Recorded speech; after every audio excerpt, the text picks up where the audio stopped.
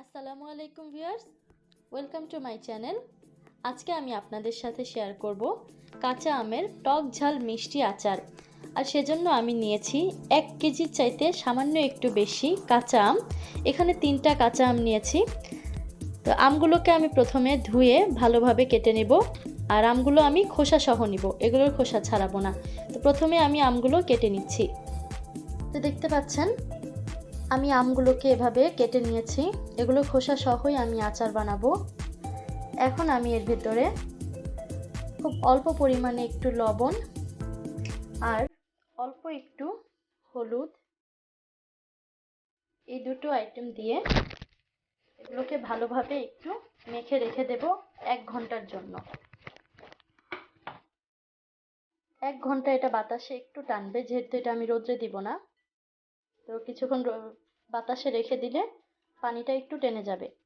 তারপর আমি আচারটা তৈরি করে নেব। তো আমাকে এখন অপেক্ষা করতে হবে 1 ঘন্টা। আমি এখানে আধা কাপ সরিষার তেল দিয়ে দিলাম। তেলটা গরম হলে এর ভেতরে দিয়ে দেব 2টা তেজপাতা। একটু গরম হওয়ার জন্য অপেক্ষা করতে হবে। এখন আমি দিয়ে দিচ্ছি আধা চা চামচ 5 ফোড়ন আর কয়েকটা শুকনো মরিচ আমি কেচি দিয়ে ছোট ছোট করে কেটে নিয়েছি, এগুলোও দিয়ে দিলাম। আর সাথে দিয়ে দিব কয়েক টুকরা রসুন কুচি করে রাখা। এখন এগুলোকে খুব ভালোভাবে তেলে ভাজা করতে হবে। রসুনগুলো একটু লাল হয়ে আসছে। এখন আমি এর ভিতরে যে আমগুলো আমি কেটে রেখেছি সেগুলো দিয়ে দিব। খুব ভালোভাবে এগুলোকে নাড়াচাড়া করতে হবে।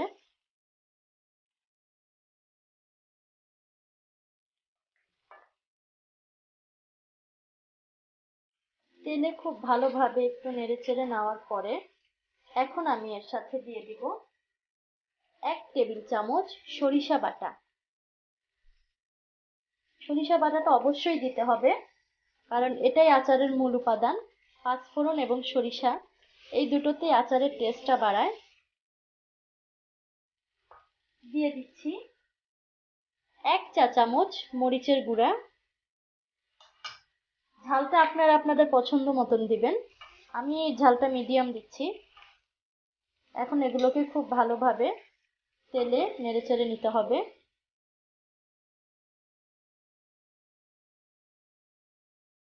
এখন দিয়ে দিচ্ছি খুব অল্প পরিমাণে একটু লবণ। যেহেতু আমি প্রথমে একবার লবণ দিয়েছি, তো সেই ক্ষেত্রে এখন আমার লবণটা একটু বুঝে শুনে দিতে হবে। ভালোভাবে এগুলোকে নেড়েচেড়ে নিতে হবে আবারও। এখানে আমি 1 টেবিল চামচ 5 ফোড়ন ভেজে এগুলোকে গুঁড়া করে নিয়েছি। আর এখানে নিয়েছি 1 কাপ হোয়াইট ভিনেগার। এখন এই 5 ফোড়নের যে গুঁড়াটা, এটা আমি হোয়াইট ভিনেগারের সাথে মিশিয়ে দেব। আর এই ভিনেগারের সাথে 5 ফোড়নটা খুব ভালোভাবে একটু মিশিয়ে নেব। এতে করে খুব সুন্দর একটা ফ্লেভার আসবে। এটা কিছুক্ষণ রেখে দিতে হবে এভাবেই।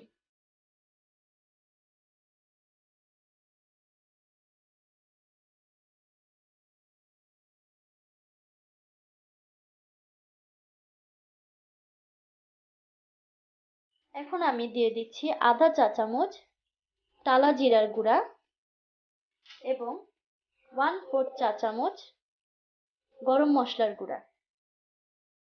এগুলোকে খুব ভালোভাবে আবারও মিশিয়ে দিতে হবে। আর এই পর্যায়ে কিন্তু চুলার আঁচটা একেবারে মিডিয়াম।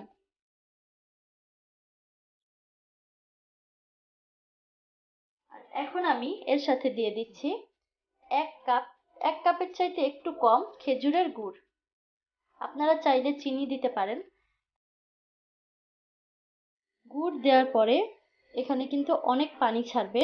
তো এই পর্যায়ে চুলার আঁচটা একেবারে বাড়িয়ে দিতে হবে, নয়তো আমগুলো গলে যাবে। দেখে কিন্তু মনে হচ্ছে অনেক ঝোল, আসলে এটা মোটেও ঝোল না। ঠান্ডা হবার পরে এটা কিন্তু আরো জমাট ধরে যাবে। তাই আমি আর 2-3 মিনিট চুলায় জাল করে চুলাটা বন্ধ করে দেব। আর আচারটা পুরোপুরি রেডি। আমি চুলাটা বন্ধ করে দিচ্ছি আর অপেক্ষা করব ঠান্ডা হওয়া পর্যন্ত। ঠান্ডা হলে আমি এটাকে পরিবেশন করব। তো অপেক্ষা করছি ঠান্ডা হওয়ার জন্য। তো ভিউয়ার্স দেখতে পাচ্ছেন তৈরি হয়ে গেল আমার খুবই মজাদার কাঁচা আমের টক ঝাল মিষ্টি আচার। আর এই রেসিপিটি আপনাদের যদি ভালো লাগে অবশ্যই আপনারা বাসায় একবার ট্রাই করবেন আর কমেন্টস বক্সে অবশ্যই জানাবেন কেমন হয়েছে আপনাদের আচারটা। আমার এই আচারটা ভীষণ প্রিয়। তা আজকের মতো বিদায় নিচ্ছি। আল্লাহ হাফেজ, ভালো থাকবেন।